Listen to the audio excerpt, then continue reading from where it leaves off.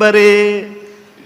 ఇందాక మనం చెప్పుకున్నాం గతంలో ఆంజనేయ స్వామి వారు అచలమైనటువంటి కొండను సచలం చేశారు, ఒక్కసారి కంపించారు. అక్కడ ఉండేటువంటి విద్యాధరులంతా కూడా వారు ఏదో ఆహార పదార్థములు అవి స్వీకరించేటువంటి వారు ఒక్కసారిగా ఆకాశంలోకి ఎగిరిపోయారు వారంతా కూడా.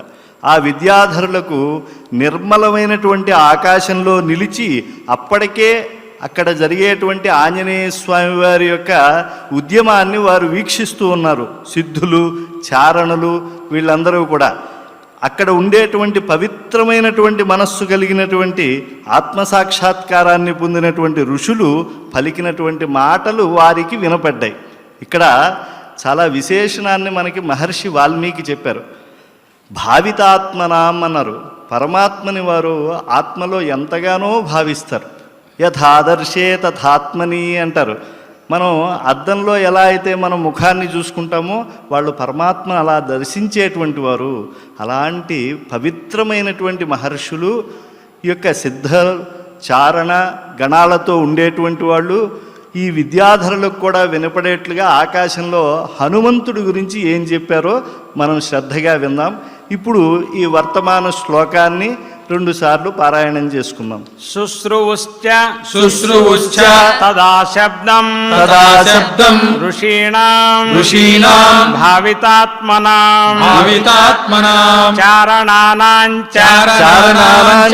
సిద్ధానాం స్థితానాం విమలే అంబరే శుశ్రూశ్చ తదా శబ్దం ఋషీణాం భావితాత్మనాం చారణానాం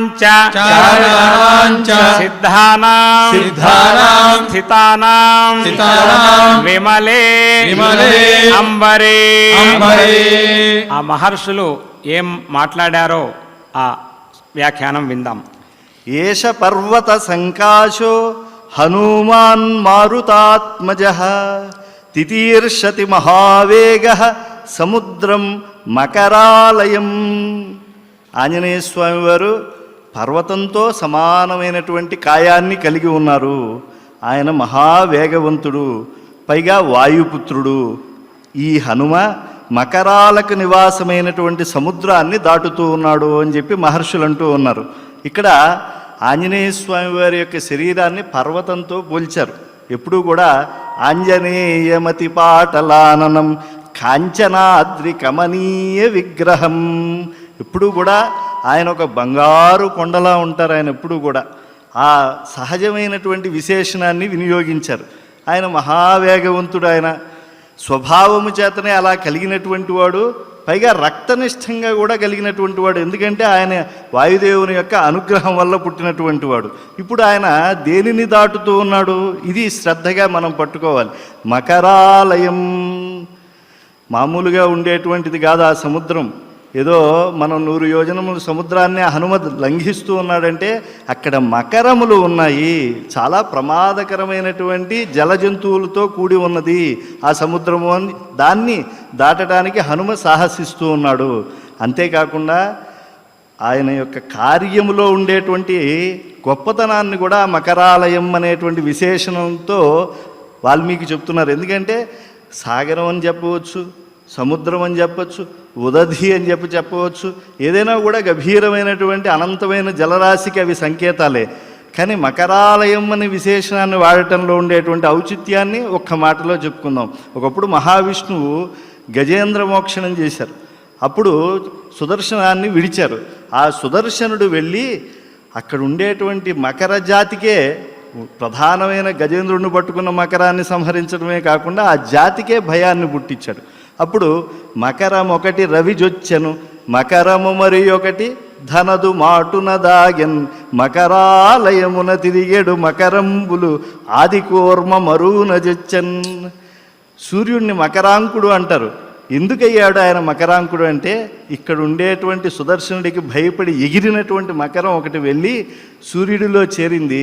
అప్పుడు సూర్యుడిలో ఆ యొక్క మకర చిహ్నము వల్ల అనంతంగా క్షయం కాకుండా తేజస్సు అలా నిలిచిపోయింది. అలాగే మకరము మరి ఒకటి ధనదు మాటున దాగెన్, ఆ యొక్క కుబేరుడికి సంపద ఉంది దిక్పాలకులతో పాటుగా, కానీ ఆయన సంపద స్థిరంగా నిలిచిపోయింది. ఆఖరికి మన కలియుగ ప్రత్యక్షమైన వెంకటేశ్వర స్వామి కళ్యాణం అప్పుడు కూడా ఆయన అప్పిచ్చేంతగా ఆయన సంపద పెరిగిపోయింది ఆ మకర ముద్ర వల్ల. ఈ యొక్క సముద్రానికి కూడా అనంతమైనటువంటి సంపద పెరిగిపోయింది. అందుకే అద్యాపి రత్నాకర ఏవ సింధు, ఇప్పటికీ కూడా ఎన్నో రత్నాలు వచ్చాయి. మొట్టమొదటి మహావిష్ణువే కౌస్తుభము అనేటువంటి ఒక మహారత్నాన్ని స్వీకరించి ఆయన వక్షస్థలంలో వేసుకున్నాడు. కనుక ఇలా సూర్యుడిలో, అలాగే మన కుబేరుడి వద్ద, అలాగే ఈ సముద్రంలో మకరములు ఉండటం వల్ల ఇంత అక్షయమైనటువంటి సంపద వచ్చింది అనేటువంటి సత్యాన్ని మనం తెలుసుకుంటే ఈ హనుమ యొక్క పరాక్రమము, ఈ యొక్క సాగర సంపద అనంతంగా మనకి శాశ్వతంగా లభిస్తుంది అని చెప్పి మహర్షులు ఈ శ్లోక వ్యాఖ్యానం చేశారు.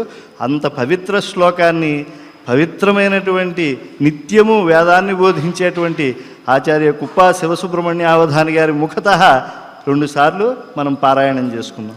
ఏషః పర్వత సంకాశః హనుమాన్ మారుతాత్మజః తితీర్షతి మహావేగః సముద్రం మకరాలయం ఏషః పర్వత సంకాశః హనుమాన్ మారుతాత్మజః తితీర్షతి మహావేగః సముద్రం మకరాలయం. తర్వాత శ్లోకాన్ని వ్యాఖ్యానం చేస్తారు. రామార్థం వానరార్థం చ చికీర్షన్ కర్మ దుష్కరం సముద్రస్య పరంపారం దుష్ప్రాపం ప్రాప్తుమిచ్చతి. ఎంత గొప్ప శ్లోకం అండి. ఈ శ్లోకాన్ని చదివి తరించినటువంటి మన ఆర్ష సంస్కృతి ఎప్పుడూ ఉండదు. తరతరాలుగా యుగాలుగా మహాత్ములు నిత్యానుసంధానమైనటువంటి శ్లోకం ఇది. రామార్థం వానరార్థంచ, హనుమ ఈ సముద్ర లంఘనం తన కోసం చేయటం లేదు. ఈ సత్యాన్ని మహర్షులు చెప్తున్నారు, ఆత్మసాక్షాత్కారాన్ని పొందినటువంటి వారు. ఇతరులు ఎవ్వరూ చేయలేనటువంటి పని సంకల్పించాడు. చేరటానికి సాధ్యం కానటువంటి సముద్రం ఆవలిగట్టును చేరడానికే ఆయన కోరుతూ ఉన్నాడు అని చెప్పారు. ఇక్కడ తన కోసం కాదనేటువంటిది స్పష్టమైపోయింది. రామార్థం అన్నారు అంటే కేవలం రాముడి కోసమే కాదండి. సీతమ్మ లేకపోతే రామచంద్రుడు ఉండడు, రాముడే లేకపోతే ఇక ఆయన సోదరులు, అసలు అయోధ్య నగరంలో ప్రజలే ఉండరు.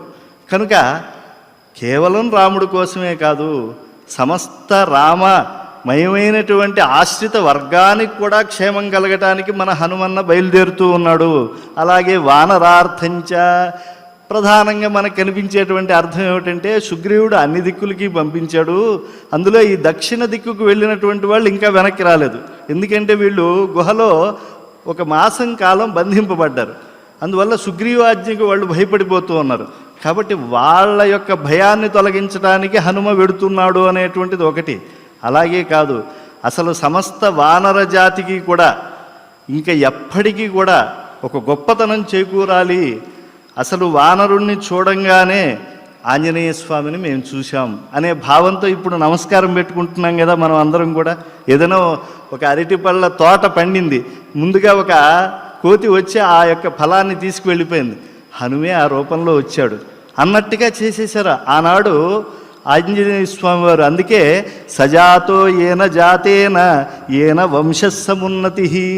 గుర్తుపెట్టుకోవాలి యువతరం ప్రధానంగా, మనం చేసేటువంటి పని తరువాత మన వంశం వారందరికీ కూడా గొప్పదనంగా ఉండాలి, మనం కూడా సమాజంలో ఆదర్శవంతంగా ఉండాలి. అది ఈ శ్లోకం ద్వారా రామాయణం ఇస్తూ ఉండేటువంటి మహా సందేశం. ఆయన తన కోసం కాకుండా రాముని కోసం, వానరుల కోసం ఎవ్వరూ చేయలేనటువంటి మహాపనిని సంకల్పించి చేస్తూ ఉన్నాడు అని చెప్పి ఋషులు